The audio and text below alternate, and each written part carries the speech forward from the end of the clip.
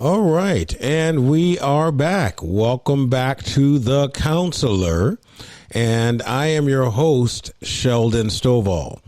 So we're going to do a little bit of maintenance today. I want to catch some of you up that weren't here for the inception of the show. The Counselor is a show. I'm obviously a trained counselor, and the purpose of this show is to start reaching out to the community. Quite of us have been shut up in our homes for a long time. Some people are still in their homes to this day due to the COVID scare. And so what we're doing here is that we're working to get you to start back communicating. I know it's hard to believe the mass media. It's hard to believe the news. A lot of us don't know what to believe anymore. So some of the topics that we've talked about, like myths and facts about the coronavirus, in the vaccine. There's some other subjects we talked about, Alzheimer's versus dementia, something that goes on in a lot of families and situations where mom or dad are not acting the way that you're used to. And so now you're unfamiliar with what happened. So it's important that you take your time to learn about these things or ask questions.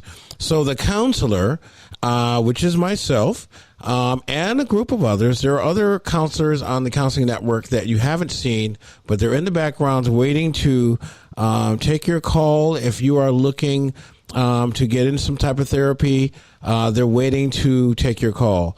The subject matter that we talk about every day between 10 and 12, it's on YouTube, so it's not like a network.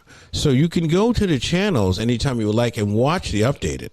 So the point of it being live from 10 to 2 is that I am actually here in the office or available at that time where you can actually ask me questions. And if I can't help you, I will find someone else that will. So today we're going to be talking about the signs that your children are on drugs. And I have quite a bit of experience in the counseling field. I worked in detox. I worked in rehab places. So I've actually been involved in quite a bit to kind of understand these. Most of the kids that come into detox are at 18, starting at 18. We did have a couple 16 and 17-year-olds that somehow got in the door to get the help they needed because their parents were concerned. But it's usually for anyone from 18 and over. So if you are unsure of what's going on with your child, I want you to stay tuned because this is very important. It seems like there's a distraction going on, in my opinion, in this country. Fentanyl is taking quite a bit of our young people out. And when I say out, I mean they're dying at 18 and 19 years old. Also, what they call opiates or opioids.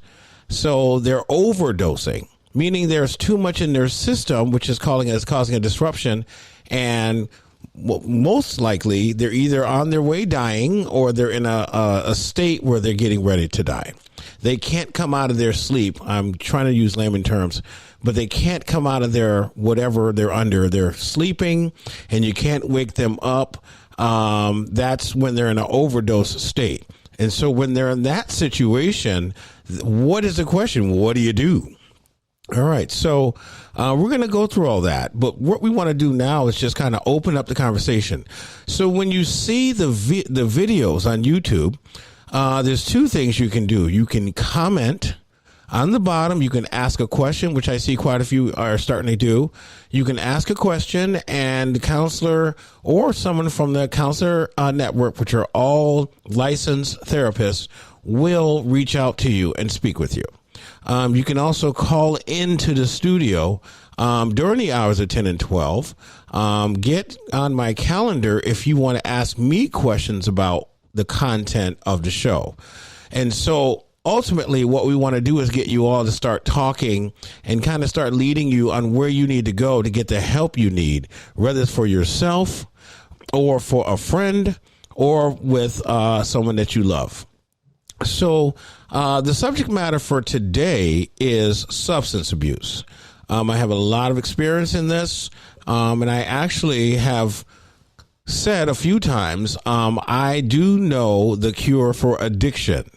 Now, what a bold statement. What do you mean the cure? There is a cure for addiction. So we want you all to stay tuned, continue watching, speak out and talk, because the only way we're going to know how to help you is to get you to open up and say something. All right. So once you get on my calendar, right, when you call in or you see the number on the screen or the email, you either email or call or write a comment at the bottom of the show that you're watching, and they'll put you on my calendar. So you won't be live at that moment when you call, but you will be put on my schedule. And if there is time between that time and I do have an opening, you are more than welcome to go ahead and join in the conversation. All right. So if anyone is not clear, please let me know. All right. So another thing I just wanted to mention, I'm running low on my copies of Where's the Storehouse. This is a book that I wrote quite a while ago, and it's very appropriate for this time. Quite a people are wrapped up in situations, whether it's religion, where they're in doctrines and they're in organizations that the preacher may not be what he says he is or what she says she is. And Where's the Storehouse really helps you start to identify and recognize if you're in a church or an organization that says they're nonprofit, but they're for profit, meaning it looks like, a church setting. It sounds like it with the good music and the organs and the choir singing, everyone clapping. It looks it, it sounds it, but there's something missing. And what's missing is your knowledge of what you're in. So a lot of people want to sit there and say, who haven't read this, oh, you're against the church. No, I'm not. What I want to do is encourage you to figure out where you're at. And if you need to just pay someone's salary to get up and preach to you for 15 minutes every week and to play one song and, just in a 2-hour offering, if that's what you would like to pay for, then you have every right to do that. But if you're in an organization and they're calling it tithing, which many people believe in, that, they want to give their 10% to God or to the ministry to support the ministry, that's wonderful. And if they're doing that, that's great. But if it's a business organization, it may not turn out the way you think it's going to turn out. And so some of the biggest issues that people have had with me after they've read this, and I'm talking about some of these church leaders, mostly 99% of them were church leaders. Their issue was you can't tell people not to pay tithes. I never told anyone not to pay. What I said in this, which is why I want you to pick up a copy, because based on my experience, if it is a business and you call it tithes, you need to let someone know. You cannot have people assuming that they're coming to your business and it looks like the part, but this is really what we're doing here is that you guys are paying for my maids. You're paying for my daily activities, my expense account, my personal account. We just had another, report coming out. That's a bishop from the AME Zion organization had taken over $14 million from the church and organization. Now, second thing, God will take care of him. We just do what he have to do. So we address that in this as well. We address a lot of the issues, a lot of excuses that you want to tell yourself besides facing the truth. And the fact is, it's okay what you're doing. You're just giving it in the wrong place. So hence, Where's the Storehouse will help you understand what a storehouse is. So when it says bring your tithes into the storehouse, and they say that every week, you're going to know where it is. You're going to know what it looks like. And you're going to know what it sounds like. You're going to smell it. You're going to taste it. And you're going to understand better once you pick up a copy. Now, how do you get a copy? So you can go to www.amazon.com, type in my name, Sheldon Lee Stovall. It'll come up. You can place your order. It'll be there within 2 or 3 business days. Or you can get a signed copy from me.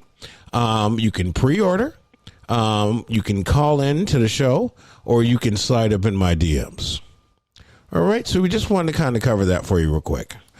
All right. So this particular subject matter is going to be going for the next month or two, because ultimately this is part of the reason why I've come to this platform, because I want to speak with people who are not understanding what's going on when their children are now getting high. All right. So we're going to talk about that. So some of the signs that your children are on drugs: behavior changes. All right. That attitude was bad before, but now it's nasty. They don't listen. They don't come home. We'll talk about that. The behavior begins to change, right? So if they're high that night, and I have a microphone on, if they're doing some type of narcotic like cocaine or something, you'll see their mouth moving constantly. It's like they're chewing on a piece of copper. All right. That's one of the signs when someone's using some type of cocaine or substance of that nature. Their mouth is constantly moving, right? And they're looking around. Their eyes are everywhere. Signs when your children are on crystal meth. All right. That's a speed. It's speed. So they're moving fast. They're talking fast. You can't get a word in because they're going. They're over here. They're over there. They can't stay still. The more that stuff goes in their system, the longer they will not go to sleep. So you'll start noticing that your child's been up playing video games for 2 and 3 days straight, not eating. And that's the other thing. They're not eating. So a lot of these drugs, they do suppress the appetite. All right. And we're going to get into that when we talk about anorexia a little bit more, because some people who are dealing with, body issues, anorexia, bulimia, their biggest thing is, why don't I just use a little bit of drugs and I'll be better because it won't make me hungry. That's not nourishing your body, but we'll talk about that later. All right. So that's that. If they are on opiates, all right, there's a few signs. And again, I want you guys to comment at the bottom if you have. I don't know everything, but we want to open up this conversation. And if you went through this with your child, and the best thing you can do, and if your child passed, the best thing you can do is help someone else instead of just letting everyone just keep falling off this cliff that seems to be the opiate to drug cliff that everybody just keeps falling off of, one by one, by thousands. I mean, these kids, your generation, some of your fathers or your mothers, their generation is getting cut in high school. Did you think that when you had that child that your child would die over an overdose of fentanyl or opiates? Did you think that? And so this is the issue that we're having as counselors. And even with myself, the parents aren't educated. The parents are allowing these things to go on. Oh, I didn't know. No, you didn't watch for the signs.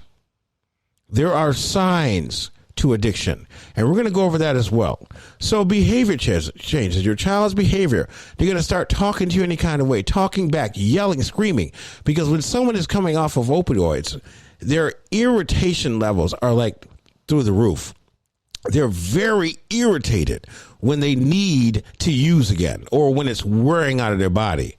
And the more they use, especially opiates, the more your tolerance starts building, and your body becomes physically dependent. So when the body becomes physically dependent, which the opiates are, and that's heroin, fentanyl, some of them are drinking morphine. I mean, they're doing it all now, sucking fentanyl out of pads, gel pads. I mean, you'd be surprised what some of these, or just putting it up their nose, and more importantly, putting it in their arms.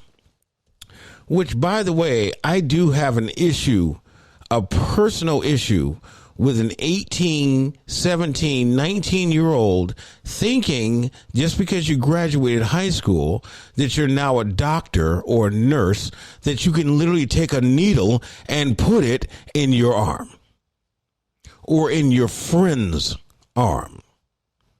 Okay? Oh, let me do it for you. You are not qualified. And many of you guys, I understand, a lot of you guys go through a lot of things. I've heard a lot of stories in detox. Because my first question is, why did you start doing this again? And so they'll start telling you, I was at a party, I was at a friend's house, we were all just chilling, and like some of the older guys were there, and they started shooting up, and they were like, you want to try it? So you're telling me you're just going to just look at someone with a needle in their hand with some kind of juice in it, and most of it, when they're doing it, it's blood. So you're going to look at someone shooting blood back in their arm that just came out, and you want to try that? Some of you guys need to start thinking a little bit more. All right. That's ridiculous that you're at 18 years old going to stick a needle directly into your vein. All right. And that's not normally how this thing works. Usually when someone such as that age of 14 or 15 or 16 is introduced to opiates, they might go into their grandma's cabinet, or they might be at a party and they're popping pills. Oh, what are y'all doing? Oh, they'll pop one and try. Ooh, that feels good. And we're going to talk about why that feels good too. All right. That euphoric feeling that comes out after you use a drug or a drug or a substance. So we're going to talk about that. But yes, you were at a party. These are stories I've heard. I was at a party and my friends, they were just, popping pills or whatever. So I did it, we're drinking. Okay, cool. It's not cool, but cool. All right. So why did you do it again? Well, I kind of felt like SHIT. That's what I hear. And so, my friends would give me another one. And so I would feel better. So what do you think is happening when now your body is not feeling better? Because you need an illicit substance that your doctor did not subscribe. So now something's happening to your body. It's changing, right? The way you think is changing because now you need that to feel good every day, especially opiates. All right. So now it went from having fun and having a good time with your friends to now you needing to come up with $5 every day to cover your drug use or drug habit. So at your age of 15, 16, 17, who are you going to go to when you need money? All right. Mom or dad, grandma, grandpa, auntie. You're going to run through the family. So again, behavior changes. All of a sudden they start needing money. They start digging in your purse. When you're not home, you're missing 5, you're missing 10, you're missing 15. Okay. You don't think none of it. Oh, they maybe need something. All of a sudden, your credit card has 2 charges for $100 debits that wasn't there and you didn't do it. Right? Kids are resourceful. They're going to cash app themselves from your credit card. Okay? They're going to do things that's going to cause you to start noticing signs that maybe my kid might be on drugs. But of course, we're not going to ignore it. Oh, they're only 15. They're innocent. No, they're not. They're not innocent. So that's the part that a lot of you parents need to start thinking about. When your children are out late at night and hanging out with friends that you don't recognize, they're not innocent anymore. When they were innocent, they used to let you talk to their friends on the phone. They used to let you see them. That's not happening anymore. Things that you need to think about. All right, so let's go on. Attitude. So that kind of went to behavior changes. Attitude, snapping at somebody. Oh, God, help me. I can't handle it. My child snapped at me. Whoa. Right? So my child snapped at me. You ever see those TikToks and the kid is talking, they'll say the curse word and it's a joke. And then the dad will look and say, what did you just say? And then the kid starts running, right? So they're innocent at that time, right? But at 15 years old, and they say F you, B-I-E, you know what? Some of you might be shocked and say, I'm sorry, what did you call me? Now, some parents, basically, while it's coming out of your mouth, a fist is going straight like a bullet. Now, that's some parents, in some cultures. But some other parents, someone like myself as well, I'm going to sit and get shocked for a minute. Like, what did you just say? And try to figure out what's happening. So attitudes change. All right. unfamiliar friends. So you start having friends. They start having friends around that you don't know or recognize, and you're wondering where these friends have come from. And so that's another sign of addiction, and that your children might be doing some things that they shouldn't be doing when they have unfamiliar friends, older friends, right? So when they have older friends, okay, that you've never seen, your son is 15, your daughter's 16, and they're hanging out with 19-year-olds, picking them up in the car. Think about that for a minute. All right. And start asking questions. All right. Staying out late. For the last time, I'm going to say this because I've said this in so many of my meetings, that, for me, it's repetitious, but you guys might have heard this once. Excuse me. For the last time, there is nothing good going out after midnight or at dark, when it's dark. Stores are closed. Places that, they can usually have recreation, those places are closed. So what are they doing late at night? So staying out late is a definite sign. Stealing, right? We're not going to call it stealing because these are our children. Oh, no, my child would never do that. I trust my child implicitly. And you did when it was your child. Now that is someone who is using drugs.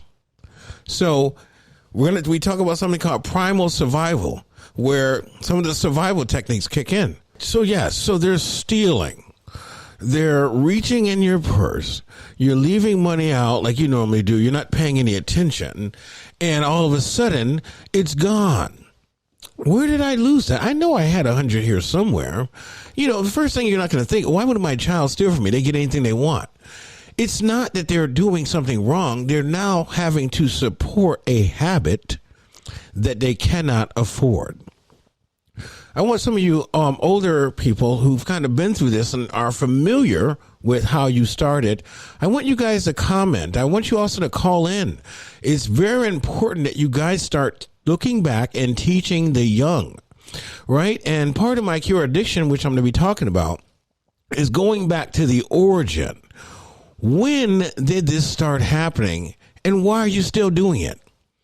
I think you guys have heard me mention this a few times, that, you make a decision when you're 15, that should not dictate the rest of your life.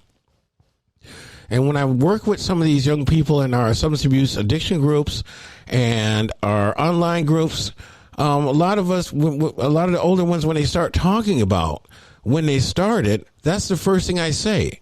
So basically, you're 35 years old. You shot up for the first time at 21 or 15, and you're still doing it at 35? Are you still getting the same feeling? What is it that has attached you to this decision? Because a lot of this has to do with decision making. And at 15, you don't know enough to make a decision that's going to affect you for the rest of your life. So I want you guys who are listening at the sound of my voice, if you don't feel comfortable talking on camera or over the phone or doing a video chat, lots of guys, I did the child support last week and they refused. They wanted me to get a voice augmentator so that their voice wouldn't be recognized because they were afraid that if their girlfriend or ex-wife heard them, they might take them to court again. So I want some of you that have, are open with what happened to you, and either if you're still struggling or if you want to talk with someone who could be struggling, to reach out and help, please send some comments out for us. Let people read it. We do have people, we have viewers, we have subscribers. You can take a look at the channel. This show is being watched every day. And so I want you guys, and I want to encourage you to open up, because that's what this show is all about. All right. So deleting calls in their phone. So that's another thing. When, usually when someone's on their phone, I'm talking about these fresh relationships too. We're going to be getting into that later. when they're on their phone, when you first, see someone with their phone, like your kids, they show you, this, and they'll show you that. They'll show you different programs and things like that, right? They'll show, look at this on TikTok, right? And their phone's not locked. And all of a sudden, you turn around, they're hiding in their room all day. Can I use your phone for a minute? Why? Why do you want my phone? Why not? I'm paying for it, right? Stand up to it. Find out what's going on. Okay, I'm not saying this is every person who's deleting calls, because we know about that with even other things with relationships, when you got to keep deleting calls, which you're hiding. So when they're deleting calls, there's a reason why they're deleting numbers. Take a picture, okay, and then don't say anything. Confront it after and say, well, who's this? What do you mean? Oh, that's not my phone. Show them evidence. You have to confront this thing, because if you don't confront it, you're not going to be able to deal with it when it gets out of hand. All right. And then the other thing is unusual marks on their face and body. Okay. So some of the signs when someone is on crystal meth or tweaking, as they say, is they start picking their face. They're picking their face. They just keep picking it. All of a sudden you see all these scabs growing all around their face. All right. They're picking their face. Part of that. So some people, when they have a tweak or they tweak on whatever drug, they do certain things. Like some people will start feeling the table, feeling around. They don't know why they're doing that. Remember, drugs are a mind-altering substance. So that person is not themselves. Their mind is not at full capacity of what it was prior to them using. So when someone is on drugs and you start seeing things like this and picking, right? Their physical appearance starts changing. And we often make a joke about crack couples.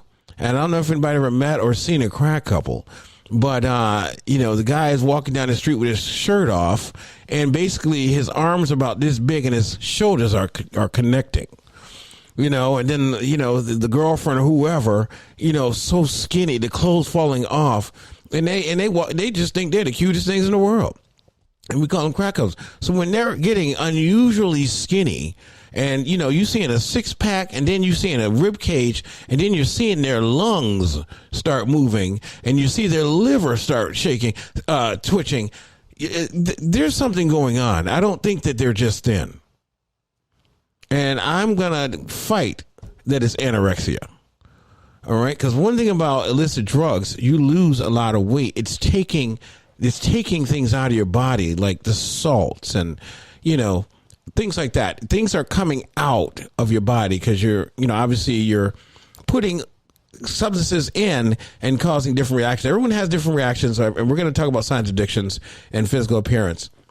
But I just want to kind of get this going, and I want to encourage you guys to pick up the phone, give us a call. The number is scrolling down on the screen, or you can also email me at promo@thecounselor.live. Please leave a comment, whether you agree with me or not. Do you like the shininess of my forehead? Why do you wear that same jacket every day?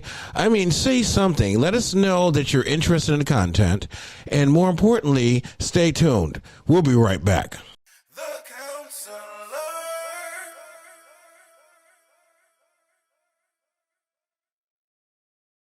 The Counselor. Welcome back to The Counselor, and I'm your host, Sheldon Stovall. So today we're going to continue on with our discussion on substance abuse, and I want to begin with where we left off on, I believe it was part 2 of signs of addiction. And I think we talked a little bit about loss over control of the use as one of the signs. Another one is risky use. We have the physical effects. So there's some physical issues that do happen when you're using, and also social or occupational problems. So let's dig right in. But before I do that, I want to just quickly mention that my book is currently available. It's called Where is the Storehouse? You can find it on Amazon.com. You can pretty much find it everywhere, Barnes and Nobles. So it's pretty much very popular. We're getting ready to try to get it into libraries as well, nationwide, for anybody that just cannot afford a copy. And we want to also let you know we're going to be doing virtual book signings every week. So every week I will be available. I believe it's going to be on a Saturday morning, where you can actually go into a virtual meeting that's already set up for every Saturday. And once you enter the group, there's no purchase necessary. All you would need to do is give me your name, and then you can either email me right then, or if you want to just have me forward it to an address, however you like to have it done. But we will send you a personal and signed copy of my book, Where's the Storehouse? And we're also going to be going over it very soon, but it's going to be very difficult to do it if you don't have a copy, or if you haven't read anything, or if you're not familiar with the material.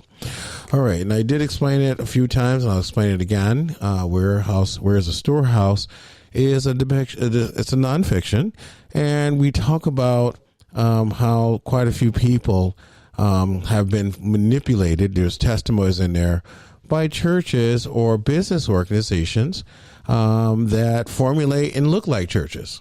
Believe it or not, just because someone is in a suit and can stand in a certain spot, or has one of those pulpit things there, or whatever they do, does that mean that they're actually really a genuine church? So what Where's the Storehouse does for readers is kind of educate you on what to expect. What are you looking for? And do some research, do some homework, find out if it is a legit church. Go to the Secretary of State website. They should be established. They should have an EIN number. Many things are in here to help you start identifying where you are. There's so many people suffering, just giving money away every week, believing that something is going to happen for them, and nothing does. And it's not because you don't have the faith. It's because you're putting it in the wrong place. So Where's the Storehouse will actually help you figure out if that place is appropriate for you. All right. So thank you very much. And those of you who have purchased, thank you very much. I only have a few copies left. As you can see on my desk, I had a pile a couple weeks ago, so they're moving. More importantly, thank you guys for subscribing to my show, The Counselor. I am so enamored. I'm so excited. I'm so happy that you guys are letting us know that you want to be a part of this great national discussion that's so much needed. And who else to lead it but the counselor? All right. So we talked about what is addiction, and we had asked you guys to leave an answer. Is it a disease or a choice? And so I'm starting to see some comments on there. I haven't really reviewed everything yet. Don't worry, we get back to you. If I don't, one of the other licensed counselors will. But yes, thank you guys for your comments. So I'm going to let you know that addiction is a disease involving continued use of a substance despite serious substance-related problems. These problems can consist of anything like loss of control over use, like I mentioned, which when we talk about loss of control over substance use, we talk about someone using more of a substance than intended. So let's think back again, because we always go back to the origin. That's how we resolve these issues, right? Other counselors can agree. You have to know what happened in the beginning in order to know how to make it an end, right? So when you're thinking about loss of use or control of use of a substance, people have difficulty using, and sometimes they use more than what is intended. So when you find yourself in a predicament where hubby went out on Friday night, drank a little bit too much, ended up out of his mind, blacked out, and spent the rent money on crack. Or when you find yourself scraping for $1 more at the liquor store just to get one more nip on the street corner asking people for quarters.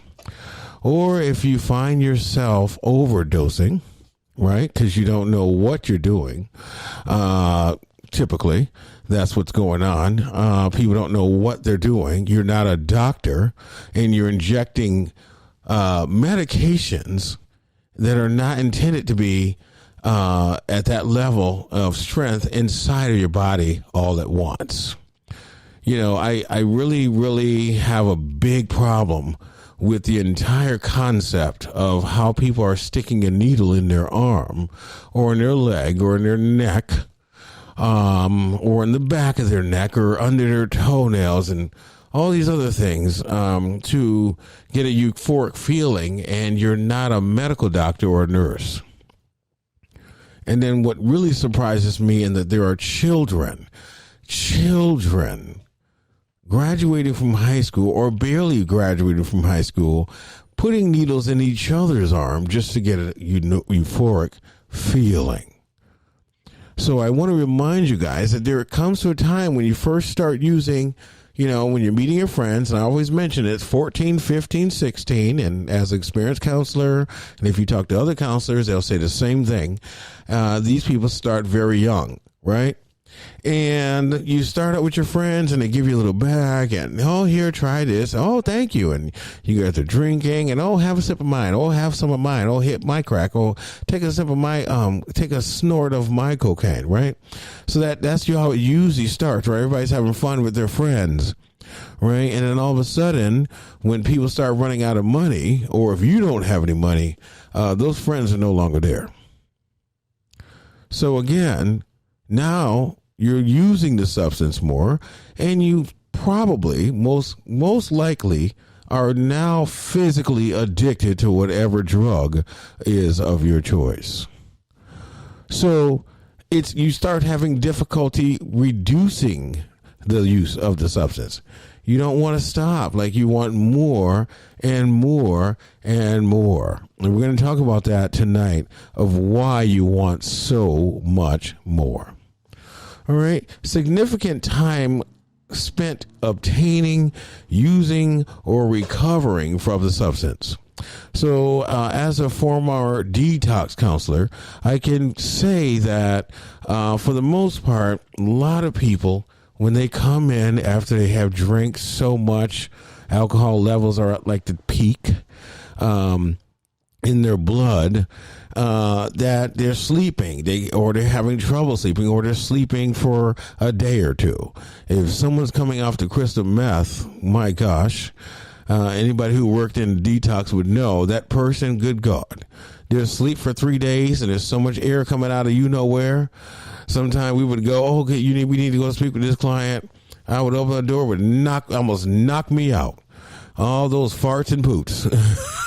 It's a lot coming out because you're pulling in a lot of that smoke in you. And so, yes, they're sleeping for 3 days. And then they can't walk because their legs are tight, they're numb, they're sore.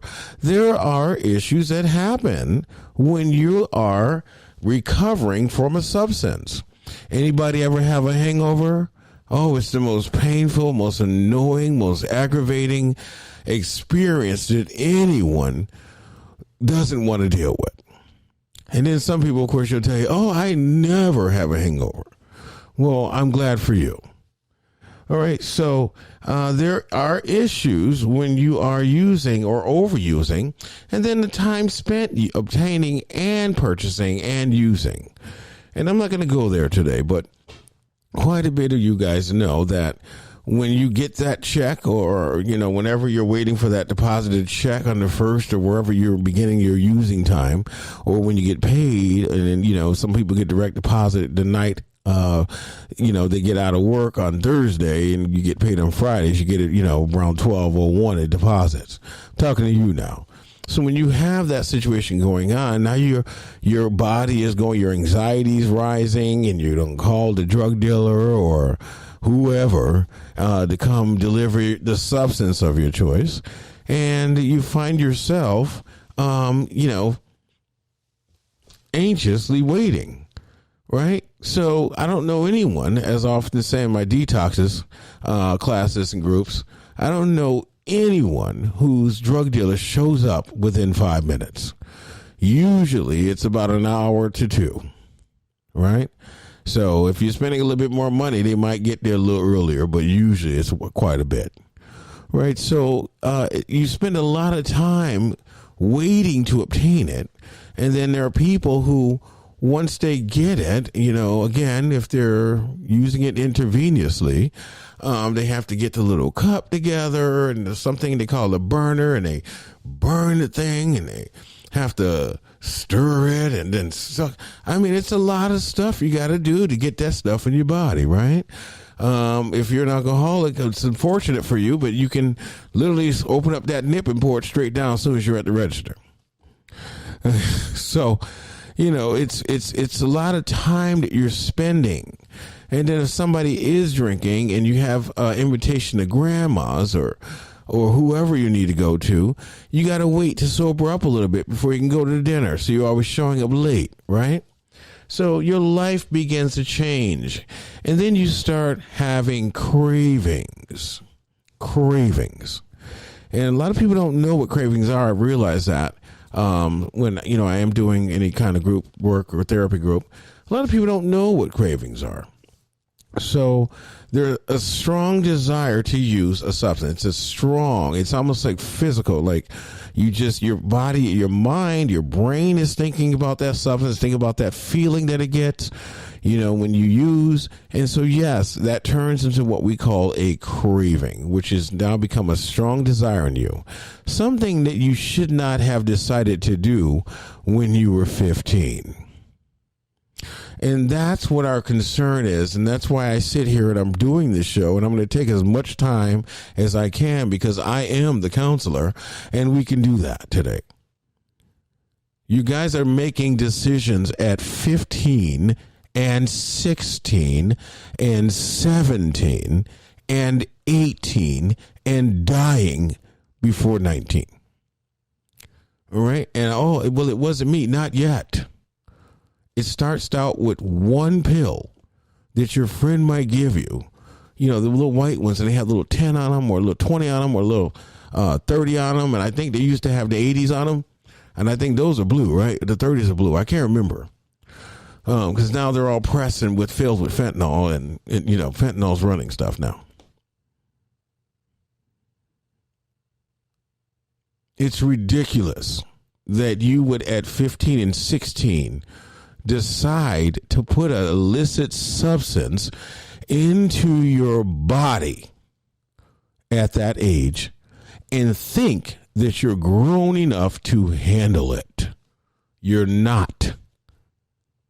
And what you're going to do is you're going to put your parents and your family down a path that you're not going to be able to live to fix.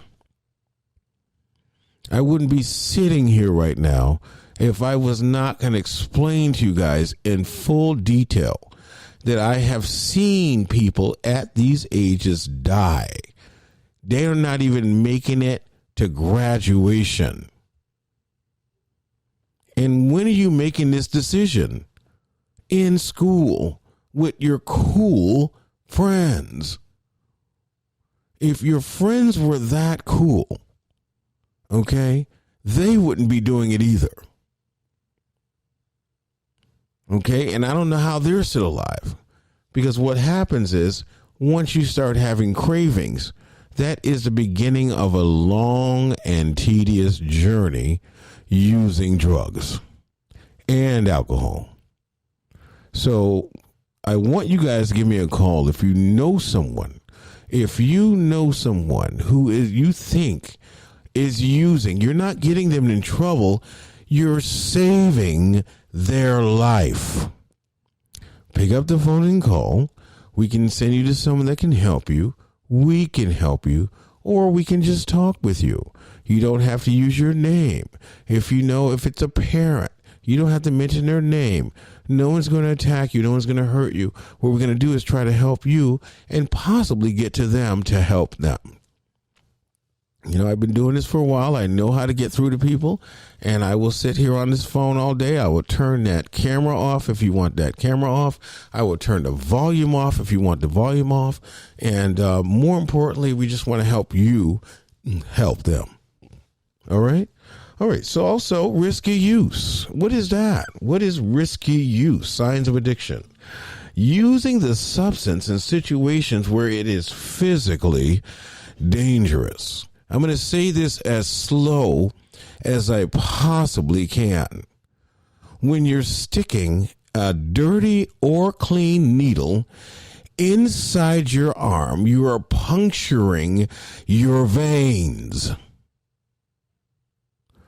Your veins are not to get supposed to be punctured on a daily basis 5 to 10 times a day.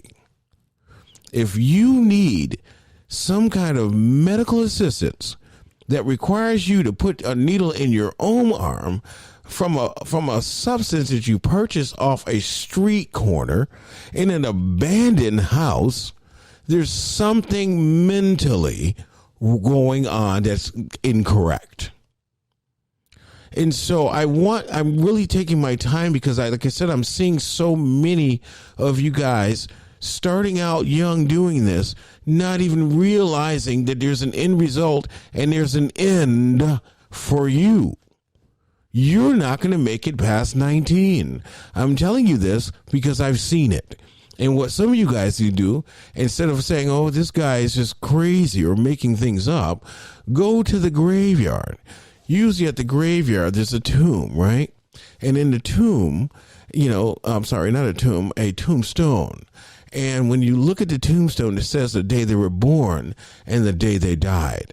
So if you see something that says 2000 born, and then you see something that says 2018 died, that means that person was only 18 years old. And I'm not saying every gravesite is filled with people who have overdosed and died of fentanyl. But I can tell you one thing I do know that I don't see as much as I should on the news and on different channels and station is a worldwide alert that our young teens are dying off of the use of fentanyl. They're sticking it in their arms. They're sucking it out of a gel pad. They're smoking it off a piece of foil. They're smoking it on top of marijuana. I mean, this stuff, it's a white substance. I don't even know what it really is. That's what they're calling it. It's destroying our children. So I want you guys to really think. I want those of you who have lost your children, pick up the phone and call. The number is scrolling right down there. Or email us. Or under this video, write a comment. Say something to help somebody else. Because these kids, it's almost like a ledge. It's almost like it's a mass of kids on a ledge. And somebody, when you're in a big crowd and somebody starts pushing, guess what? Everybody over here, they're going to fall. Okay? And it just seems like we're adding more and more and more children, more young people to go pushing them right onto that edge and leaving them there. And then when the next one comes, the next one falls. And when I say fall, I mean dies. This is not funny anymore, kids. It's not funny. I can't even talk to the ones that are already gone because they're gone. Look at my face. They're dead at 19, 18, 17, 16. They're overdosing and dying. So the next time someone gives you a little pill with a number 10 on it, say no. The counselor.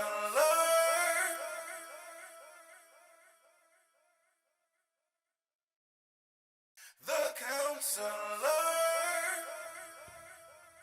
No, thank you, if you're nice like me. No, thank you.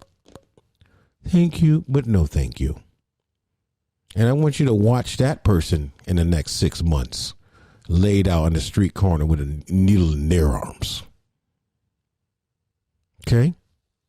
Risky use. Using the substance in situation where it's physically dangerous. Sticking needles in your arm. Okay? Snorting up stuff that you don't even know what you're putting in your nose. You don't even have it lab tested. Come on, kids. You're smarter than that. You guys think you're the smartest thing in the world at 15. You tell me what to do. I remember my kids tried to tell me what to do at 15. And sometimes I did listen because they are intelligent. Okay, you do know what to do. Then get the lab tested, bro. Sis, get a lab test. Find out what you're using. Like, use some sense. Do you understand if you are by yourself and you overdose, there is nobody there to save you. No one. If you're by yourself right now and stick a needle directly into your arm, okay, you're going to go out. 9 times out of 10, 99% sure, you're going to go right out, which means you're going to pass out because you've injected too much of a medicine that usually fentanyl, from what I understand, is used, with people like with major surgeries where they're like cut down the middle and digging in and scalpeling here and cutting there. That's a lot of pain. So that's a heightened medicine to help pain. If you guys are struggling with life to this degree that you need to take some fentanyl or some crack or a bottle of liquor and drink it down, we've all been there as adults. We understand that. Talk to someone. Get a counselor. Talk with a counselor.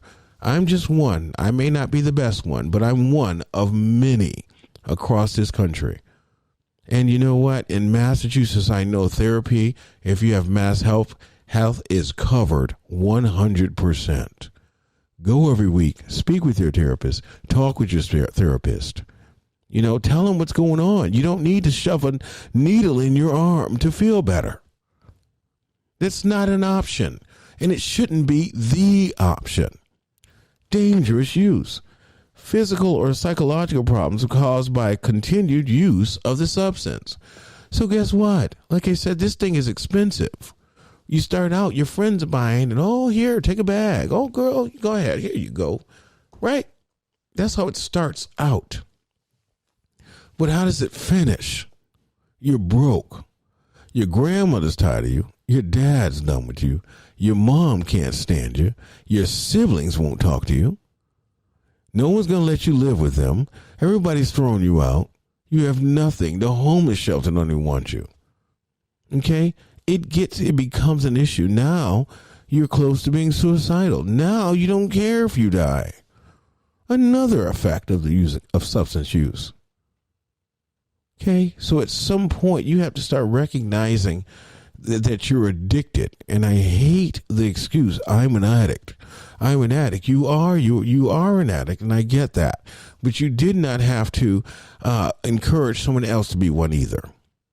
So a lot of people use that excuse all the time. I'm an addict. It's part of my addict nature. We're going to talk about that. I'm going to explain to you exactly why you're digging into your grandmother's purse. I'm going to explain to you exactly why. Right?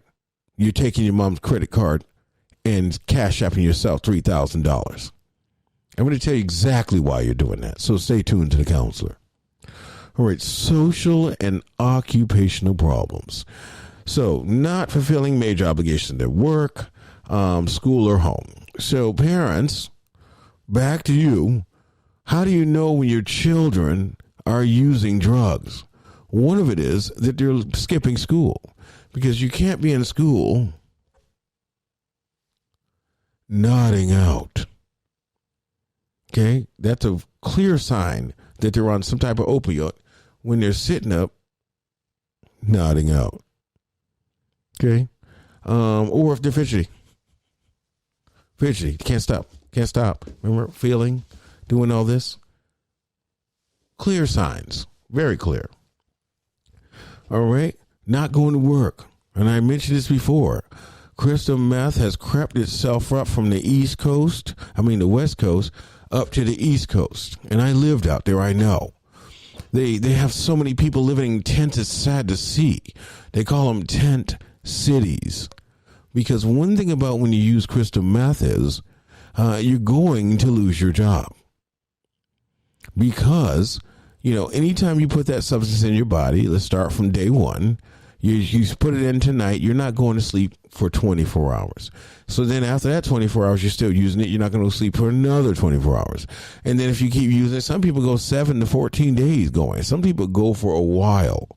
And they're going to work. You see them, they're all tweaked out and, talking fast and got a little groove to them. Oh, yeah, California was full of it. I used to laugh. I'm like, oh, God. And after someone finished talking to me at work, I was like, God, how tweaked out are they? So, it's something that happens. And then, so what happens is when you go to sleep, finally, after you probably have gone through paralysis, meaning out of your noggin. So once you get to that point, once you go to sleep, you're not waking up for 3 days. I promise you, you will not wake up. Because your body, your mind, all those nanograms of the dopamine that has increased so much, your brain has to come down. And when it goes down, it goes all the way down. And sometimes it goes below what the levels they should be. So the same pleasures that you would get at some point, you're not going to get that same pleasure at that point. You're going to get it at a lower point because your mind, you have no motivation. Your mind is trying to come back to where it should be.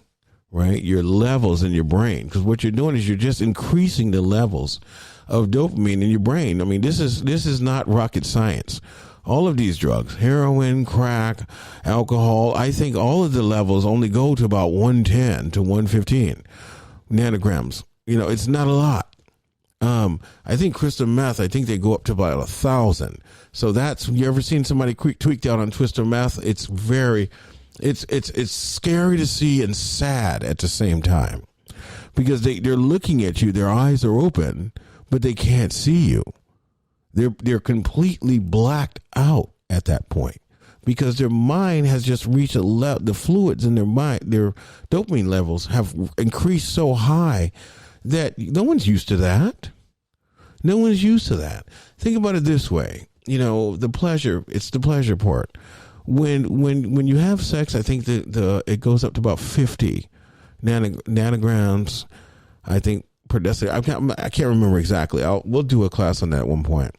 But it goes about that. So you feel a little bit of pleasure, right? Some of us, it takes about 2 minutes to get there, and some of us 2 hours, right? Hint, hint. So yes, but that's a pleasure feeling, right? And so, when you're getting ready to do it again, whenever, with your wife or husband or whoever, you're gonna, your mind is looking for that pleasure. But when you're using drugs, that almost doubles. And at 15 years old, okay, having that type of pleasure hit your body, it's unforgettable. You can't forget about it because guess what? You just felt so good for the first time in your life. All right. So this is not rocket science. I want you guys to start thinking, making a decision. I've been doing this for a while, and so far, the most people that have been dying are the youngest ones. Overdosing. I can't do it another day. All right. Social problems caused by continued use of substance use. There's a lot of people that have a lot of social issues. You start, thinking, using drugs, your brain starts telling you things. Remember, it's mind altering. So now you're not yourself. So, when I smoke crack or when I drink or when I use crystal meth or whatever, I don't want to eat. So now the drug has turned into something like a diet, like an appetite suppressant for you. Right? So of course you're feeling like, people are looking at you and you're feeling self-conscious and, you're not going to parties like you used to because you want to get high first. So socially you start backing away. You start separating from other people. All right. But you're a person too. If you're using crack today, if you're using alcohol today, if you're using drugs today, if you're on drugs today and you're watching me, pick up the phone and give me a call. I want you to know that you're somebody too. All right. That's what makes me so concerned and so saddened by this situation is because your self-esteem is what is attacked and broken down. Your self-esteem. You no longer feel good about yourself. And so what does that do? Does that encourage you to stop using? No. You want to do more because you're You just want to feel bad. You enjoy that feeling that, yes, no one cares about me except for this drug. That drug is now your best friend. Okay? When you wake up in the morning on payday and the first thing you want to buy is that drug, that's your best friend. Some people don't even date anymore. I asked a couple kids, I think they were like 22 in detox. I said, do you have a girlfriend? Because one thing about opiates, and this is not everybody, but quite a few people that use opiates, there's nothing feeling down there in the lower Netherlands, the nether regions we call it. You're not feeling nothing. You're not even feeling it. Okay? So, you definitely don't have a girlfriend unless you have a girlfriend that's on it. And so both of you are not doing anything but passed out next to each other. Sorry. So, that's what happens ultimately at the end of the day. That you start losing interest in relationships. When's the last time you had a relationship? When's the last time you dated, went out to the movies? Because, oh, my God, it's $14. I can use that to buy me another bag. I can get me another drink with $14. When's the last time you done something for yourself? You start backing away socially. All right. Decreasing or giving up important social occupational activities. Once again, people aren't playing basketball anymore, like by the time they're 18, who love playing. They're not playing any soccer, football, like nothing. You're not going to play tennis. You're not playing racquetball at the club. You're not doing anything. All you want to do is get high. At 18 years old, that's all you want to do. Really. And then you have physical effects. So building tolerance, needing more and more of the substance to achieve the same effect. So now what took one bag that lasted you all day, right? Heroin users, right now you need one every 3 hours just to sustain, to not get sick. By the way, just for the record, for those of you who don't know this, you don't have to get sick anymore. And I want you to pick up the phone and give me a call. There are things out there now that can help you sustain. Okay? I promise you, you will not be sick anymore. And the reason why I'm saying that is because I did meet a young man who I hope one day will contact the show, who parents were using, and he was put on to use as well. And I'll let him tell his own story. But he never knew there were what they call medication-assisted treatments for him. Because all he knew is that when he woke up in the morning, he had to run and get a bag from the drug dealer. He had to get one for the mom and the dad and himself because they were sick. And I said, well, have you ever heard of Suboxone? And he said, no, what's that? So I just want to mention there are medications out there that can help you get off of these drugs and stay off permanently. There is a plan that will help you, but we can't help you if you don't pick up the phone and call. All right, and lastly, experiencing withdrawal. We all know what withdrawal is. It's physical or psychological symptoms when not using the substance. So when you start feeling, your body starts having like feelings. I guess I can try to give some examples. I don't know everything about withdrawals and I've never had any, but I can say that I know that with alcohol, when people are having withdrawals or beginning the stages of withdrawals, they're feeling dry mouth. Their skin very sensitive. Some people who are alcoholics start shaking. Can you hear? We used to say at detox. Here, can you hold this sour cream? I need some whipped cream. It was funny, but they kind of got the joke. Yeah, the hands are doing this, and you need a drink to calm yourself down, right? Something's going on, right? With opiates, you are getting what they call sick, meaning their body is feeling like it's hungry. It's feeling like it's not hungry. They're having mixed feelings. the agitation. There's a lot of agitation, irritation, anger, like withdrawals. It comes with a lot because your body is looking for that same feeling that you've been giving it. And when you run out of money, when you run out of what you need, then what? All right. And then finally, I just want to talk about just some of the help you can get. I'm not ending this segment, but what I want to do is I want to mention the help that you might get. So there's 4 different types of addiction treatments. There's individual therapy, which, again, if you call a counselor, the counselor will help you. They're usually a therapist. They help you change your substance-related thoughts. So we talk to you. We try to figure out what's going on. How did this happen? How did you end up in this place? If it's usually an undiagnosed mental health issue, depression, anxiety, some kind of, past trauma. There's a lot of reasons why people want to pick up and self-medicate. There's group therapy, which we do have group therapy here at the counselor. We do telehealth therapy.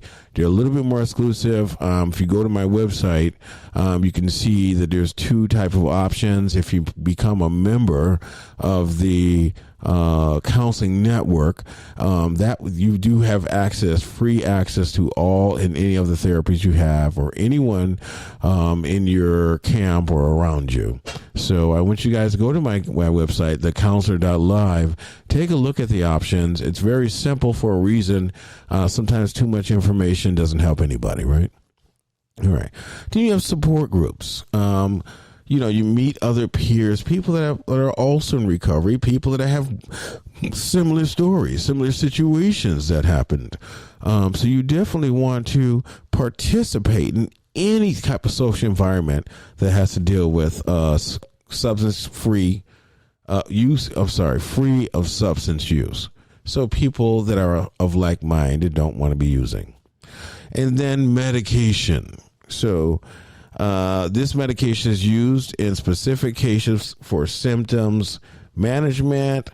Again, you can go to your doctor, or you can go to a detox.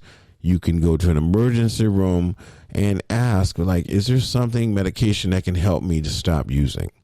We call it medication assisted treatment, but ask somebody if you need some help.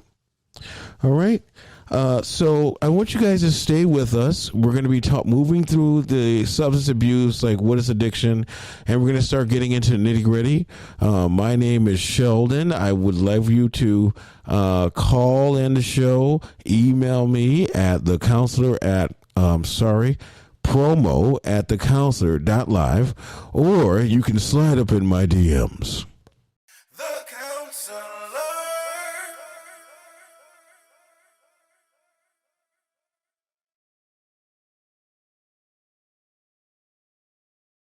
All right, and welcome back to The Counselor, and I am your host, Sheldon Stovall.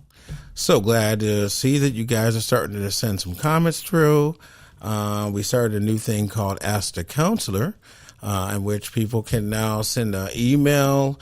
They can also call into the show, and you can talk to the counselor. So if you are interested in having a conversation with me, if it's about the subject matter that day, we can put you on the calendar if there's something open.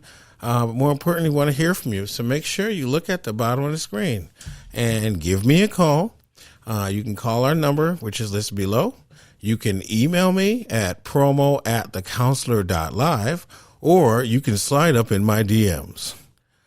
Okay, so a couple things. Thanks so much for subscribing. I mean, I didn't realize that this would grow so big in just 1 month. This is going to mark 1 month that the counselor has been public, and it's been a great response. So I appreciate you guys, and hopefully you're getting more comfortable with me as I'm getting more comfortable with you, and we can kind of make this a good experience because I'm going to be here for a while. All right, so today we're going to be talking about surprising facts about addiction. Some things are very surprising because a lot of people don't realize this, but substance abuse has been around for a very long time, and it's generational. It's going from generation to generation to generation. And for some reason, we don't have enough information on it, because if we did, we would do less using and less putting our money in places where it's not benefiting us.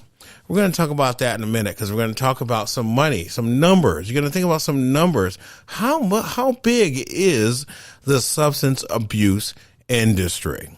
All right, so let's start with the first surprising fact for today. Alcohol is the most abused substance.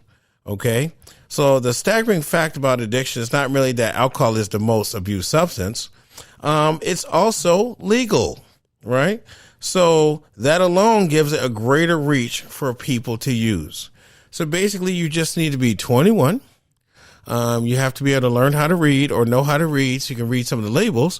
Because you just, if you walk in a liquor store, there's so many labels. I mean, you can just, you can't just pick a brown bottle or a white bottle and call it a day. You got to figure out what you're drinking, right? So, yes, it's absolutely legal, right? And it's been legal for a while. In this country. At one point in time, it was not legal, and alcohol prohibition that time period, and there were reasons why. So today, alcohol is the most used substance because you can walk into a liquor store and get it. And I just want to read some interesting facts that I found by the Nova. It's called the Nova Report.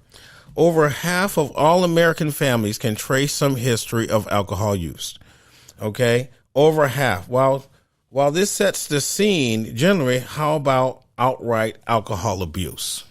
So we can think back to grandparents, maybe even great-grandparents, when, grandpa had a little bit too much to drink, and, things would be a little different in the house. Or if we have a parent or parents that abuse alcohol or overdrink, there's also issues with that. So I got a couple quiz questions I want to ask you guys, and if you can guess the answer, let me know. And I often do this in my groups, and I'm sure some people that probably are seeing this will definitely know the answer. How much alcohol does it take for you to be drunk? So that's going to be a good quiz question. If you know the answer, I want you to comment below this video when it comes out. But how much alcohol do you think it takes for an individual to get drunk? All right, so we're going to leave that for you guys. All right, so as we can see, because alcohol is able to be purchased, right, then you can actually go in, you just have to be at the legal limit. So how is it that these kids are getting it? How is it that some of these young kids under 21 are still drinking and driving, underage drinking, getting arrested? How are they getting it if it is a legal it's a requirement that they show their ID and that they must be 21 in this country? So I want you parents to think about that. I've heard many kids mention when we do talk about this in groups that they went right to their parents' liquor cabinet. So parents, if you have a liquor cabinet inside your house, all right, and it's not locked, or if everyone knows where the key is, maybe you need to rethink that, because a lot of people and a lot of young people we have talked to, and I have talked to and counseled in many sessions, I start asking them, so how are you getting the alcohol? Oh, I just go to my parents' cabinet. They don't even pay attention. They don't even know when it's missing. So parents, I want you guys to think about that. All right. So it starts early. Alcohol dependency starts early. And yes, it is a physical addiction. Anyone who is addicted to alcohol, okay, anyone who's addicted to alcohol, all right, you are at risk of becoming addicted to alcohol. It is, after a while, a physical condition. All right. All right. So addiction is 70%. Addiction's 740 billion bill. Right. So tobacco, all right, is also addictive, as we all know. And it leads the pack to some distance, exacting a cost of $168 billion in terms of healthcare alone each year. Overall costs rated to a cool about $300 billion.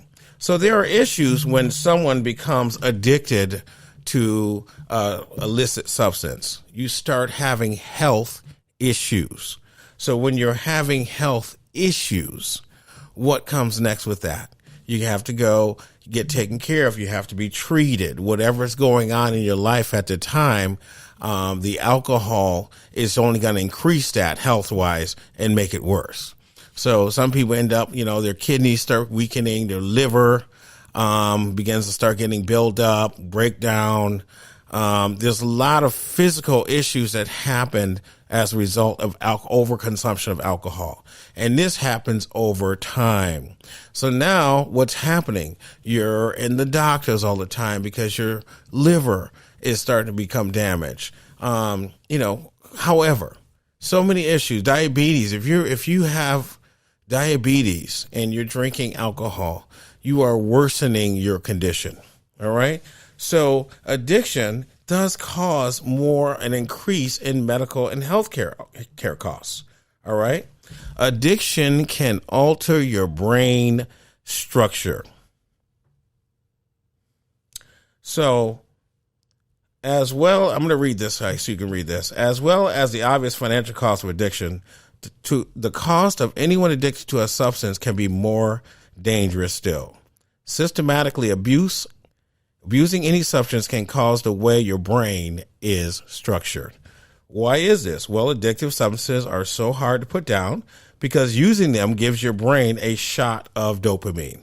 And we talked about that a little bit last time. It's a chemical messenger and neurotransmitter that can affect mood, right? We talked about that a little bit. The front portion of your brain houses the reward center, and this area is electrically stimulated by dopamine. So as we talked about it before, and we're actually going to look at a video that I often show a lot of my group sessions. It's a YouTube Tech Talk, and there's a gentleman that does kind of break down how whether it's heroin or any type of opiate, any kind of alcohol, like your dopamine levels in your brain increase, right? So it's almost like you're adding, some dopamine in. We call it whatever drug you are, but that's what's happening is you're raising the levels of dopamine per nanogram. And so then after that's part of your brain that feels pleasure, your reward system. So when that pleasure is being felt, your brain records it. It says, "Ooh, a new feeling," right? So, I want that again. And so then, boom, you're going to look for that pleasure again, right? And then your brain is going to start continuously looking for that same pleasure, right? Because you don't wake up with that pleasure, right? Natural dopamine happens, as we talked about, if someone is having sex and you feel some type of pleasure, yes, your dopamine, your levels have increased, I think about 50 nanograms per decimeter. So, yes, it does increase the pleasure. But then I guess when you add an illicit substance like heroin, I think it goes up to like 110. And alcohol, I think it brings you up to like 111. The dopamine levels go up. And I think crystal meth, as we mentioned last time, it brings you all the way up to 1,000. All right. So it's very dangerous to be playing with the dopamine because then all those levels that go up, what happens when something goes up? It has to come down. So you have to be mindful of what you're putting in your body and what you're causing your body to adjust to. All right.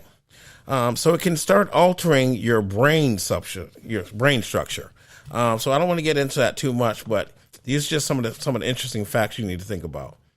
Multiple genes play a part in addiction. So if you started doing any reading about your addiction, you probably encountered the concept of an addictive gene. And that's been an argument so much, is there an actual addictive gene that people are inherit?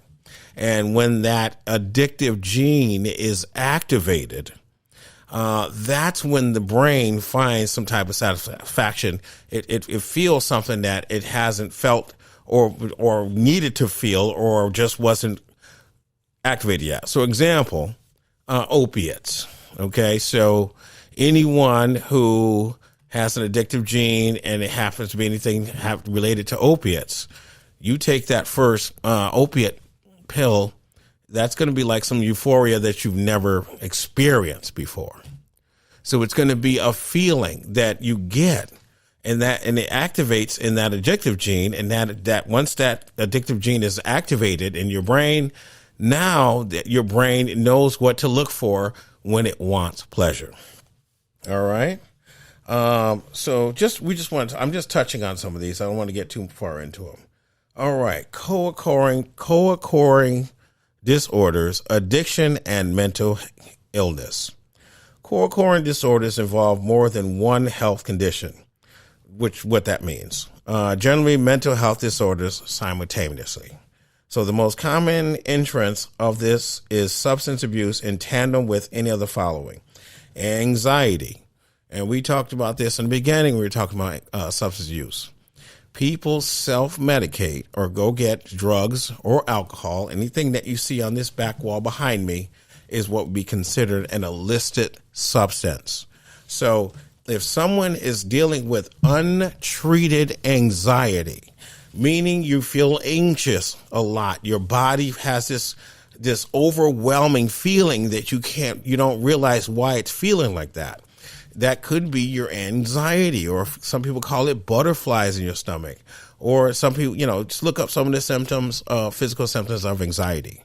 So when that starts happening, all right, when that's being untreated, most people take medications, right? So if you have high anxiety, your psychiatrist would probably suggest that you take some type of anxiety medication to help you deal with your anxiety, right? To regulate it. So if you're not listening to your psychiatrist, if you don't believe in taking medicine, that doesn't mean anxiety isn't going to go away, right? Even if some Christians, you want to pray it away. Okay, that's great. You can use your faith and however to handle whatever situations, but that anxiety, if not treated, you're going to begin to self-medicate. Okay, and self-medication for anxiety are as follows. Alcohol, all right, opiates, heroin, fentanyl, anything that's going to calm your mood down, right? Some kind of, not a stimulant, something that's going to relax you, right? So that's why people turn to street drugs, we call them, because you're dealing with untreated mental illness or mental illness. All right, OCD, that's a big one. PTSD, right? Post-traumatic stress. A lot of people always mention, I got PTSD for this, PTSD for that. PTSD is very serious. And it's a part of your brain remembers a particular part of a trauma that you can't really let go yet. And if it's not treated, right, it's going to cause, every time it comes up, you're going to want to try to get rid of that memory. You're going to try to get rid of that feeling. And how do you do that? Right? Have a little bit of drink. That'll make you feel better, right? Let me just take this pill with the number 20 on it. Maybe that might help. Oh, actually, let me just break it down first, put it in a line and sniff it up my nose, right?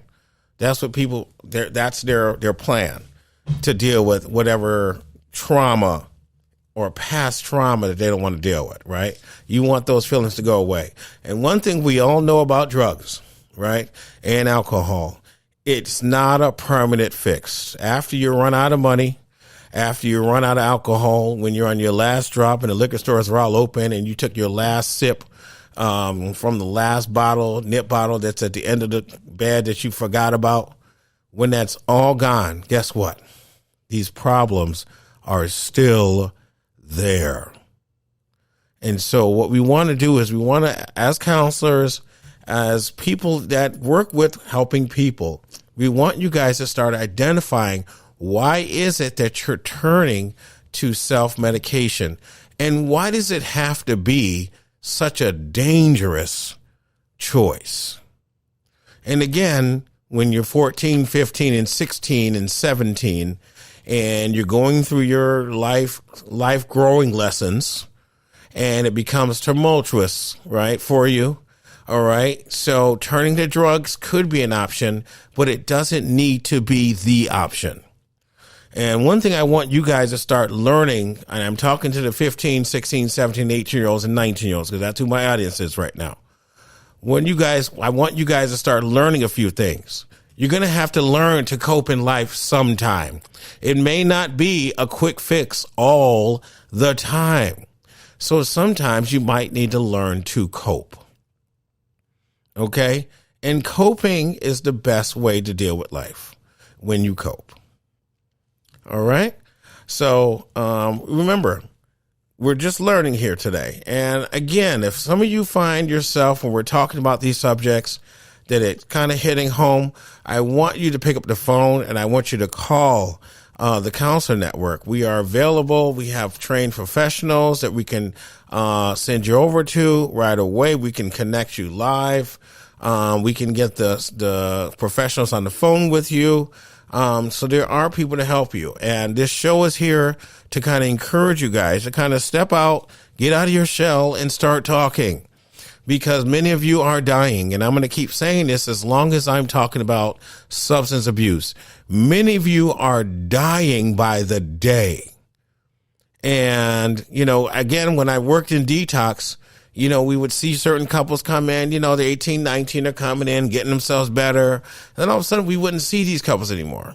And so as counselors, we're thinking, oh, they must have done better. And then some of the patients say, no, that's not what happened to them. They're dead. What do you mean they're dead? They just left here a week ago. Detox I'm talking about. Yeah, because guess what happens when you go detox your body? When you detox your body from whatever alcohol or drug you're on, what happens is your tolerance levels for that drug, and we talked about that the other day, tolerance, meaning your body can start you taking more and more. The more of the substance you take in, the more your body wants to handle. And so your tolerance level becomes higher.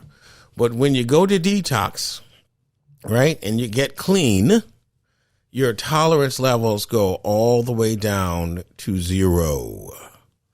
And so when you want to stick that whole amount into the needle again that you was doing before you got to detox, that got you there from your overdose, right? When you want to stick that whole thing in you, what do you think is going to happen? You're going to go out immediately. You're going to go back into an overdose, and you might have a lesser chance this time of waking up. All right. So I want you guys to start thinking about it. Even alcoholics, same thing. You cannot drink 17 bottles, 17 nips, or a sleeve, they call it, right? You can't drink how many? 12. There's 12 in a sleeve. You can't drink 12. Okay. Go to detox. So you're shaking like this when you walk in the door, right? And then when you walk out, go right to the liquor store and drink another 12. What's going to happen to you? All right. Your tolerance level is lower now. So you have to start thinking about what the consequences are for your actions. And again, I want to say that there is a cure to addiction, and my series is coming out very soon. And we're going to be talking about pre-ordering copies, but there is a cure for this addiction. First of all, you need to go back to the origin. When did you start drinking? When did you start using opiates? When did you start smoking crack? When did you start using all these illicit substances? And most of you say the same thing. I started using when I was 15 or 16. And so what I'm saying to you is for you to make a decision at 15 that now you're 39 still dealing with, there's something wrong with that. And that has to do with mental illness. All right. So it's important that you adults now start thinking about that and the issues with your mental illness. All right. Another thing, depression. Huge. A lot of people, there are so many people depressed. And just think of after this horrific pandemic episode of the coronavirus 1 and 2 and 3 hit America and the world more than 2 years ago, almost now, many people have lost relatives, family members. You lost children, right? You lost coworkers and loved ones So depression is something that you guys are going to start dealing with as well. And if you're not dealing with it or never dealt with it, you're going to need professional help. All right. So that's why I want to say, if some of these things we're talking about are hitting you or hitting home, give us a call. Call the number below. You may not reach me right away. You might talk to someone in staff. You can email me, or you can text me on my DMs on Facebook, Twitter, Instagram. There's a way to reach the counselor in every social network and aspect. And if this is just a start, just reach your hand out and we're going to extend our hand back to you and help you out as well. All right. So please give us a chance to help you and help, or maybe someone around you. All right. Number 6. These are surprising facts that we're talking about now. Americans consume 80% of all prescription pills globally. I'm not going to touch that. I lived in LA and Hollywood for a long time, and I've never seen so many people with so many bottles of pills in their purses. I mean, in their car glove compartment. I mean, I'm like, what do you need a pill for? Like, how many pills can go in your body at one time? So, yes, I agree with that. Many Americans consume a lot of pills. I mean, and as we have learned, right, as we have learned with this entire opioid epidemic that's still lingering, right, some of these prescription drugs that were supposed to come from our doctors, people made a lot of money from that. So we're going to talk about that at one point, too, of this whole origin of this opiate epidemic, because it's been going on for quite a while, and it's not talked about like it should be. It should be talked about it a lot more, because people are still getting their hands on these pills, and they're still dying, and they're overdosing. So there's something that's being looked over still to this day, and I guarantee it has to do with money. All right. Prescription drugs have a higher fertility rate than illegal drugs. So I'm going to read this. Continuing the prescription drug path, it might surprise you to know that legal pills kill more people than illegal drugs. Cocaine, heroin, and crystal meth overdoses tend to grab those headlines. But over the decade to 2010, 48,000 American women died from opiate overdoses. And this article is a little bit dated because that number has quadrupled. All right. People were using these opiate drugs at one point, but again, they become physically addictive, and everybody's body is different. So what affects you right away may not affect someone else, or what affects you quicker may not affect someone as quickly. Right. So you need to think about that when you're taking or listening to your friends about what's available versus what's not available. If somebody can pop an 80, congratulations. When I say an 80, I mean that's the opiate. So if someone can pop an 80, right, that's 80 milligrams of opiate substance. If someone can put that in their mouth and swallow it, more power to them. That is dangerous as I don't know what, for someone to just put an 80 milligram of fentanyl or Oxycontin, I think it is oxycodone, into their body. It's very dangerous. Your body has to break that down. Okay, it's going to go through a liver, and that's a lot to process. And I see some of these rap videos and some of these kids, I'm popping 80s and all these other things they're saying. And I get that you're making money and becoming relevant, but people are actually taking that seriously. It's unfortunate for me. I got into rap a little bit later and like maybe last week or a month ago.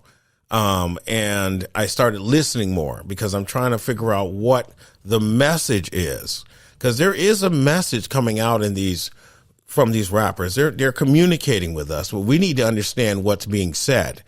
And I often say that, like I said, we do a lot of music therapy and we read songs, especially in addiction treatment, that talk about how people overcame. So sometimes the cure for addiction can be in music as well, right? Just learning and listening. So I said that to say that A lot of times people think it's cool to do drugs. It's not cool to do drugs or to drink, especially when you're a minor, meaning you're under the age. There's a reason why there's an age limit. All right.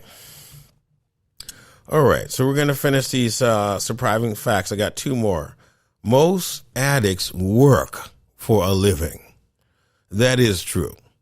And a lot of people start out, okay, with the regular, typical, after work, they'll go out with their friends for happy hour at 5:00 and have a drink.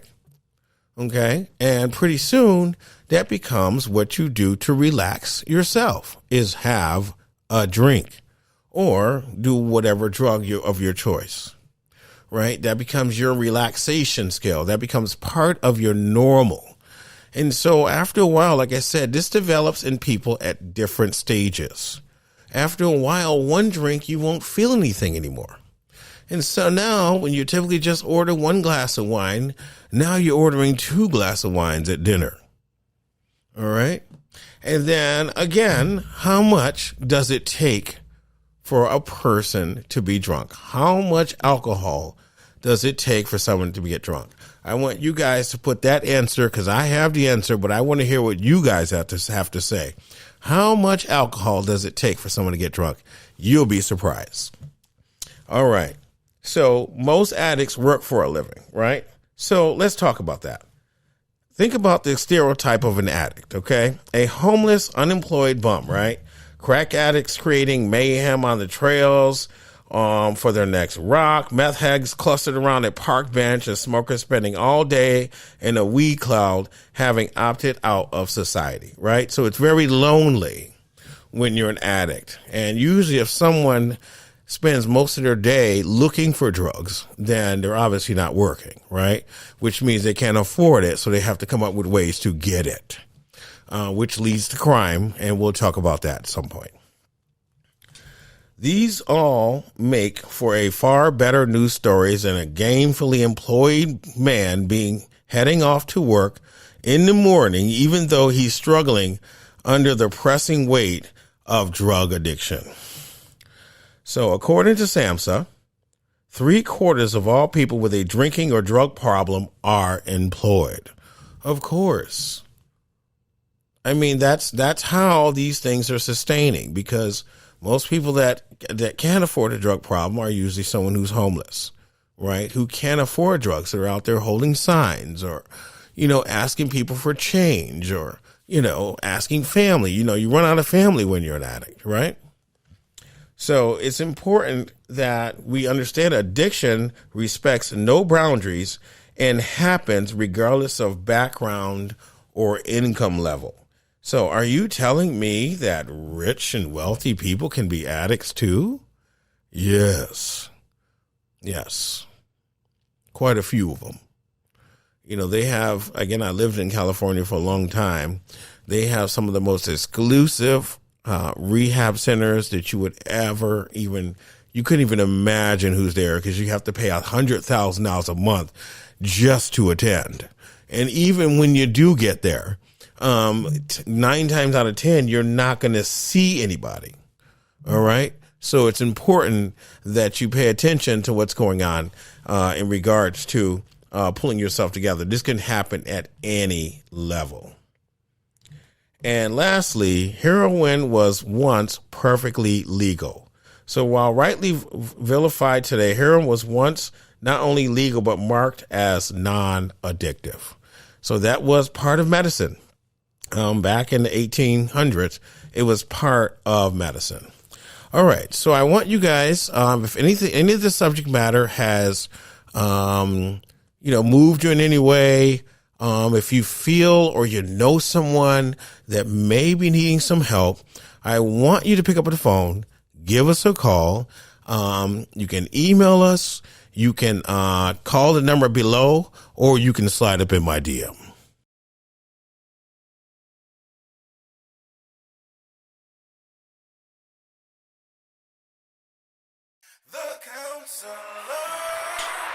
Good afternoon and welcome back to The Counselor. and I am your host, Sheldon Stovall. Thanks so much for tuning in. I'm noticing that subscribers are building, my audience is building, and we're going to be continue our conversation about substance abuse. And we have someone here that would like to share their story. How are you today? Hi, my name is Jim Wan. I'm out of East Hampton, Mass. And I've been using heavy drugs for the last 4 months in a bus accident. Okay. And I am clean now. Wow, congratulations. So how long have you been clean? I've been clean about a month. About a month, Yeah. okay. Mm-hmm. All right. So as you know, we're talking about substance abuse. Yeah. And our audience, as we know, is very young. We have listeners and watchers are between 18 and 24. Yeah. And so part of the reason why we're doing this is we want to kind of educate them on the mistakes that we've made. Sure, because there's stuff, anything I can do to help. Correct. I will talk about. So when did you get started? Like when did you, what age were you when you first began using? I think I was 11, 5th grade when I first started smoking pot. Okay. And then later on, I just smoked pot. I had a few Heinekens here and there, like 13, 14. So 13, 14. How did you get it? How did you get the drinks?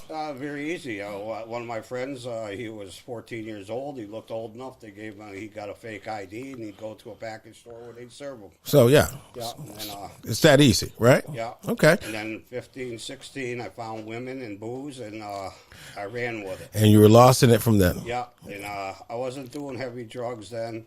I was drinking a lot. I was drinking a lot of wine, a lot of beer. Okay. And in 1983, I had a bad car accident because I was drunk. I had 3 cases of beer in the back. Wow. I hit a car head on doing 70 miles an hour in my Mustang. I flipped it end over end, and I really got messed up. I hit my face on the steering wheel. I split my head right open. I was blood and brain matter was leaking out on Route 5. Wow. My girlfriend, who was behind me, she was scalped. They took her scalp off, so they put that back on. It wasn't all the way off, but it was hanging off. So you had someone else in the car when you were drinking and driving?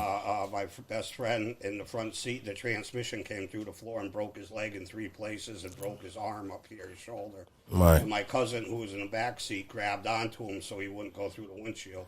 Oh, my. And he broke his ankle. Okay. Yeah.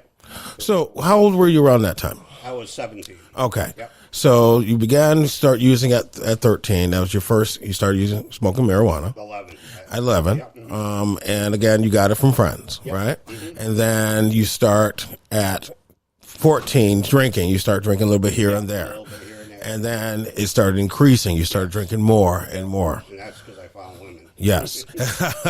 a lot of us. I'm truthful, I'll tell you. Yeah, a lot of us, that's our downfall, right? Yeah. Okay, so as you started progressing, now you're not even 21 yet. No. And you're fully already into alcohol and using drugs. Yeah. So when did you first start using hardcore drugs? Like when I did was that? about 24. And- I found cocaine. Cocaine? Okay. I was working 12-hour shifts and 3 days on, 2 days off, 2 days on, 3 days off. Okay. And I would I'd buy quite a bit, and it was cheap because I knew the guy. Okay. I worked with him. Okay. He was a dealer. Dealer. I'd go over his house and he'd have a mound of it, or a Super Bowl or anything, like maybe half a kilo on the table, and just help yourself. Wow. Yeah. And so obviously you started growing from there, Yeah. right? Mm-hmm. So as you move forward throughout your life, now these decisions you made when you were young and about start using drugs. Yeah. And so what we were talking about before on this couple of episodes ago is that we make decisions at 15 that determine the rest of our life. Yes, you got to make smart choices, Right. Because I did not. So when you're 15, if you're 15, did you ever thought that right now at your age, you would just now be deciding to become clean? Absolutely not. Exactly. Mm-hmm. And that's the thing that we're working on right now. Yeah. And so if you had a chance to tell some of these younger people that are listening to the show, what would you tell them at, thinking about it right now at 15, Well, I'll tell 16? you right, for one thing, if I didn't do drugs and drinking, I'd have that wife, 4 kids. I'd be living in Maui. I'd be living a nice black beach from the volcano ashes, and I'd be set for life. Yes. Because my dad had a garage, and I wanted to go out and drinking with the women instead of working it. Correct. And he sold it, and I would be a multimillionaire if I had that Oh, garage yeah. right now. Definitely. And like I say, I'd be retired with my girl Steph, and have 4 kids. I'm living on Maui. Yeah. That was my dream, and it's not going to come true. Instead, I'm living in a camper now. My friend, we had a house with two roommates, a couple. They were both using, and I lived with them for 3 years. I didn't use anything. Okay. I was smoking a little crack then here and there, and that was very easy to get. And then I had the bus accident, and my friend Scott said, "Hey, you want to do a little ripper?" I did a little ripper, and my back felt fantastic. A ripper meaning? A little bit of heroin. Heroin, which okay. is not heroin. It's pure fentanyl. Correct. Heroin is black, dark. This stuff is pure white. Correct. Pure fentanyl. Yes, and I'm glad you said that. We were talking about that yesterday. Yep. So this substance, fentanyl, is now kind of running things now. Yep. And I remember back in you're about my age. They were trying to get rid of heroin at one point in this country. Yeah. Right? You remember, like in the 1940s or 50s, they were like trying to, they were going after the gangs. Yeah, that's when it was legal, right? Correct. And now you can't even find heroin anywhere. Yeah. You can't. It's gone. It's all fentanyl now. Let me see. Like 20 years ago, I had a gorgeous girlfriend. Yeah. She wanted to do heroin. We'd go over to Palmer and get it. Yeah. And it cost $100 for a bundle. Or a bundle. Yeah.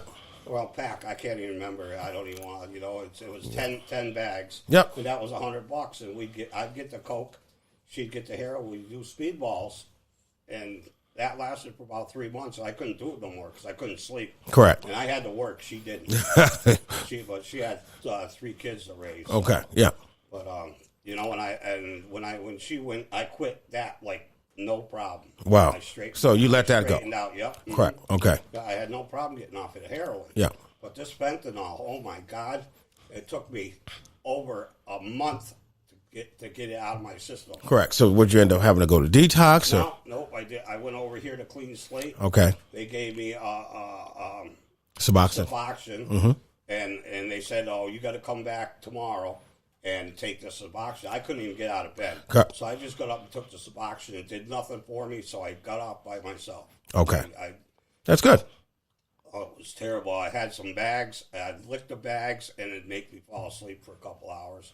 I'd wake up soaking wet. Yep. Yeah, have to change all my clothes, throw a new sheet on, and that'd be 2 or 3 nights a week for 35 days. And I got a friend who's been doing it for 3 years every day, and he's still hung up in his room for 3 months. Wow. Trying to drag him out. Yeah. To get back to work. He's a great mechanic. I love the guy to death, and he's just hurting. So you said that you've been clean about a month. Yeah. So what made you finally decide at 57 to get clean? Well, actually, I was spending $400 or $500 a week on it. It depends, about $1,200, maybe $1,400 a month. Yeah. And that was all profit in my pocket. I was selling cars left and right and making money, and I'm like, this is stupid. Correct. Well, I mean, the stuff I would do a little one, and I didn't do a lot. Yeah. I didn't overdo it. When I needed for my back, I would do it. Yeah. I wouldn't go whole like my friend. He was going through maybe $3,000, maybe $4,000 a month. Yeah. And so, I maintained myself. And you do a little one of that fentanyl, and my back felt fine. I come down, do work, no problem. Yeah. And fentanyl is a pain medication. It's an opiate. It's the devil, right? I'll tell you. It is, but they dragon or whatever. But the doctors. It's a pain medication. Yes, the doctors use it. Say you have a surgery, and they have to cut you open. All right, that's going to be very painful for you when you come out of the surgery. What's the surgery for? No, I'm saying that's what people use fentanyl for. The doctors use fentanyl with surgeries. And then you go on. After a surgery, and then they'll wean you off from it, but that's going to help you with the intense pain. Yeah. So why do people think it's okay to put it in, just take it randomly? It makes you feel like Superman. I'm telling you. Correct. I mean, I'm off of it now, and I drink a coffee, and I feel the same way. Yep, correct. So, I mean, but my back is hurting pretty much. And I'm just dealing with it. I'm going through therapy. Yeah. I'm taking gabapentin right now, which is non-narcotic. Correct. But I'm eating these things like 20 a day. Yeah. So you're obviously in a lot of pain. Yeah. So. And so, is your doctor? I mean, are you going to a doctor? Yes, I mean, going to the doctor. okay, so doctor's I got an something. appointment the 21st and then the 24th. I'm either he's going to put me on some kind of painkiller or I'm going to have to go through surgery. Okay. You know? What I would suggest, if you don't mind, is do you have a therapist right now or a counselor? But I stopped going to her because she would adjust my back and it hurt worse than if she just left it alone. So she says I'm beyond repair. Oh, I'm sorry, a substance abuse counselor. Do you have one? No. All right. So what I would like to do is suggest that you get yourself connected, or if you want to stay for a few minutes, we can connect you with a substance abuse counselor. I've been through AA. I've been through substance abuse. I've been through. I had a drunk driving back in 2015. I did 5 years in prison. Mm-hmm. I did a bunch of programs. I'm done. You're done. The only thing that you're going to stop is it's your choice. If you don't want to stop, you're not gonna. Correct. If you want to stop, you do it because freaking this stuff is the devil. Correct. And so the reason why I would suggest that you get yourself a counselor is because this is a long time that you've been using, right? Since 13 to age 57. So it's a lot of it's in your mind. It's how your mind copes with whatever you're dealing with, right? So now you have to learn how to start coping without using or turning to a substance. Yes. Go ahead.